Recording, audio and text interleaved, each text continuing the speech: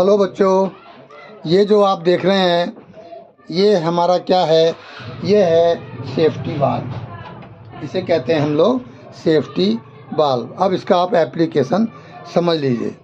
इसका एप्लीकेशन हम लोग एयर में, गैस में या स्टीम में हम इसका यूज करते हैं सेफ्टी के लिए, इसलिए इसका नाम क्या है?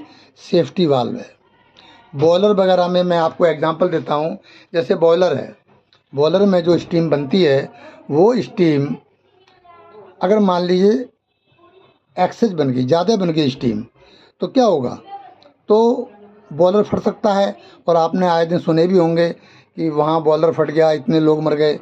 तो कोई एक्सीडेंट ना हो, कोई दुर्घटना ना हो, उसके लिए इस तरह के सेफ्टी वाल्व लगे रहते हैं। जैसे ही पर्टिकुलर प्रेशर होता है और उससे जैसे ही थोड़ा ऊपर होगा तो ये हमारे सेफ्टी वाल्व खुल जाते हैं। और अब मैं आपको दिखा दूं, ये आप देख रहे होंगे ये जो होल लगे हुए निकले हुए हैं, यहाँ होल से यहाँ से स्टीम घुस के और यहाँ बाहर को निकल जाती है। स्टीम हो, एयर हो या कोई भी गैस हो, प्रेशर और एयर वॉल्यूम के हिसाब से ये साइज में छोटे बड़े, ठीक है ना, हो सकते हैं। जैसे मान लीजिए अगर 7 केजी प्रेशर है तो 7 केजी प्रेशर पे ये भी काम करेगा। और अगर वॉल्यूम बहुत ज़्यादा निकालना है, मान लीजिए एयर रिजर्वर या एयर टैंक बहुत बड़ा है, तो अगर प्रेशर ज़्यादा बन गया तो उसमें से मैक्सिमम एयर निकलनी चाहिए। उस कंडीशन में प्रेशर की जो कैपेसिटी है वो तो 7 केजी रहेगी, मगर इसका साइज़ बड़ा हो जाएगा, ये होल बड़े हो जाएंगे, ये पूरा इसका डायमीटर बड़ा हो जाएगा। ठीक है, तो अलग अलग साइज़ के हिसाब से, प्रेशर के हिसाब से, एयर वॉल्यूम के हिसाब से इनके साइज़ छोटे बड़े हो सकते हैं, लेकिन जो इसका वर्किंग प्रिंसिपल है वो सबका सेम है। ये आप देख रहे हैं टॉप में ये राड नीचे तक गया हुआ है और एक होल पे बिल्कुल कोन टाइप का है जो होल को बंद रखता है, या कई केसेज में नीचे रबर के, टेफ्लॉन के बासल लगे होते हैं जो उस होल को दबा के रखता है।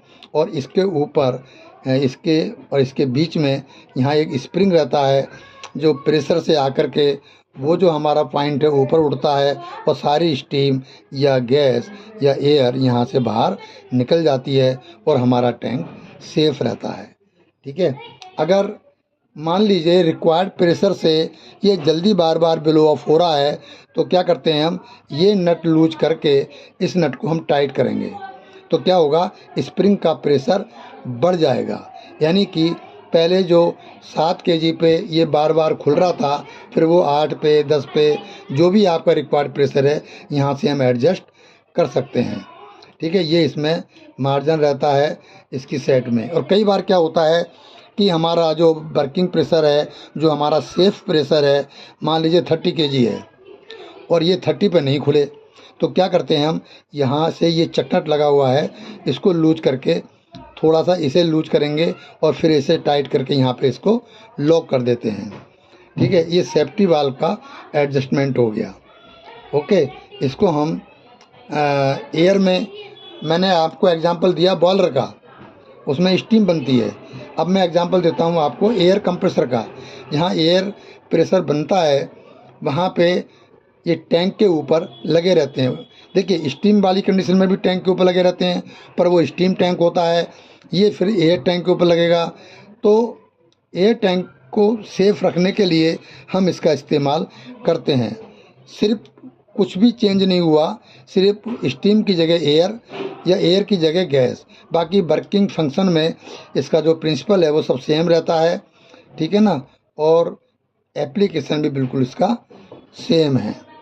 ओके बच्चों, ये कनेक्शन साइज भी अलग अलग होते हैं। मैंने कहा था ना ज़्यादा वॉल्यूम होगा तो ये जो कनेक्शन साइज़ है ये आधा इंची साइज़ है, ये 1 इंची 1.5 इंची तक हो सकता है। ठीक है, और बहुत बड़े हो जाते हैं ये लोग, ताकि एक बार खुलने पे मतलब सैकड़ों लीटर जो एयर है या स्टीम है बाहर निकल जाए। अगर थोड़ी थोड़ी निकलेगी तो वो फट ही जाएगा। ठीक है, तो छोटे मशीन के लिए ये छोटे होते हैं और बड़ी मशीन के लिए ये बड़े होते हैं।